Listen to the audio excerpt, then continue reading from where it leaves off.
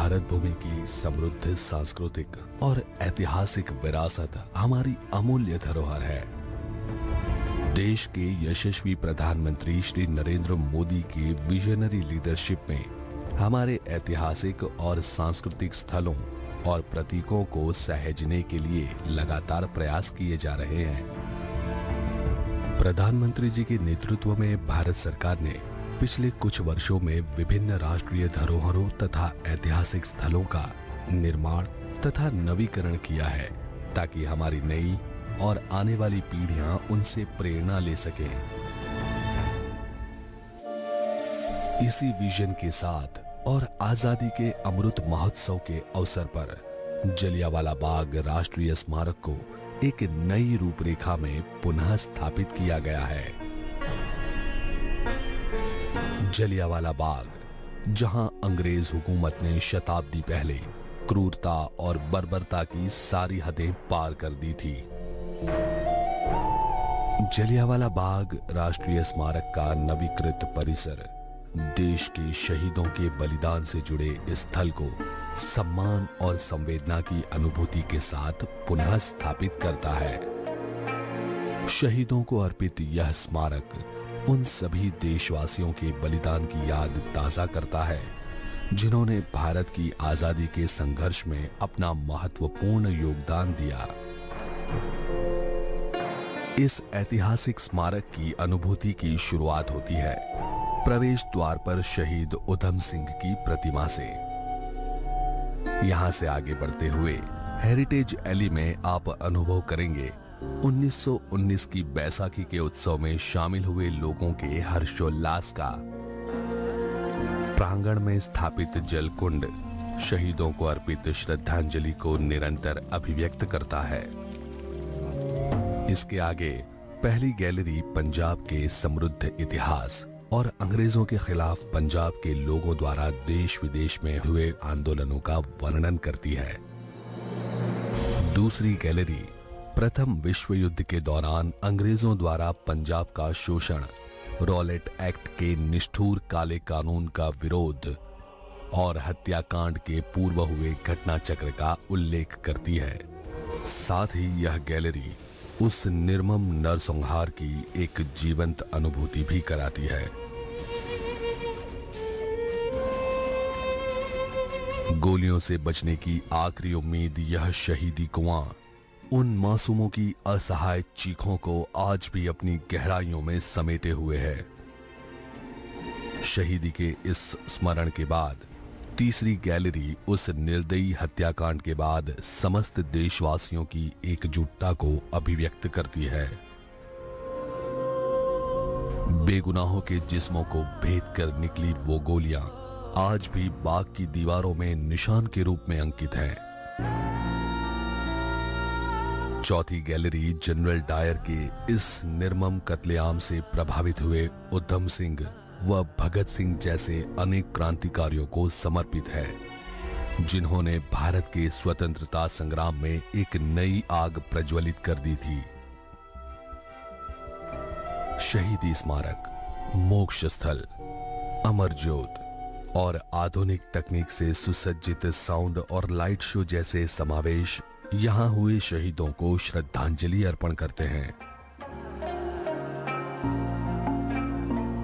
गरिमा और पवित्रता के प्रतीक इस बाग का नवीकृत परिसर सभी विजिटर्स को देश प्रेम, संवेदना एवं बलिदान की भावनाओं के साथ जोड़ेगा और प्रेरणा देगा।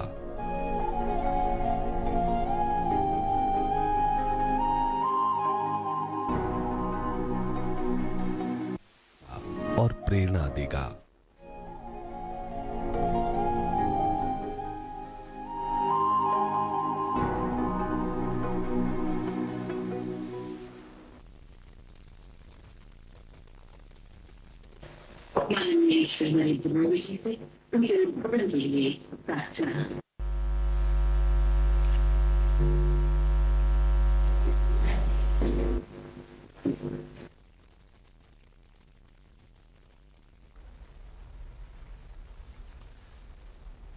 पंजाब के राज्यपाल श्री वीपी सिंह बदनौर जी,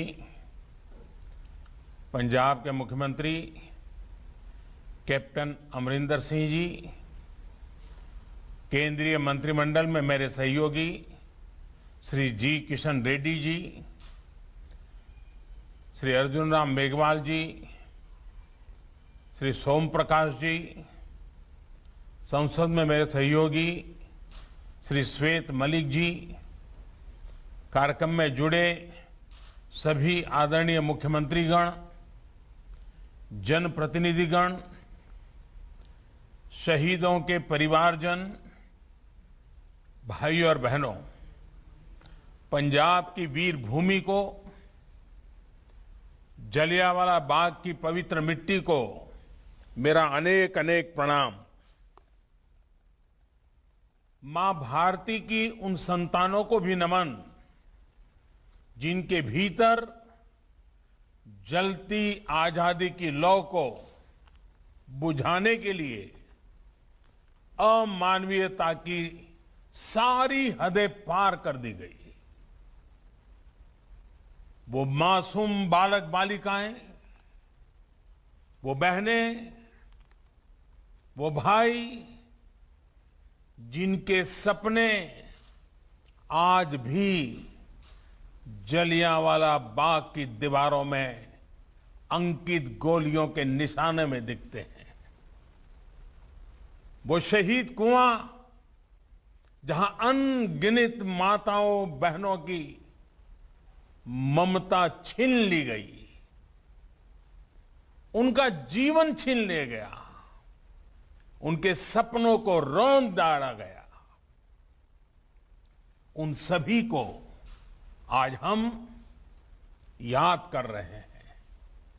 भाइयों और बहनों, जलियांवाला बाग वो स्थान है जिसने सरदार उधम सिंह, सरदार भगत सिंह जैसे अनगिनत क्रांतिवीरों, बलिदानियों, सेनानियों को हिंदुस्तान की आजादी के लिए मर मिटने का हौसला दिया।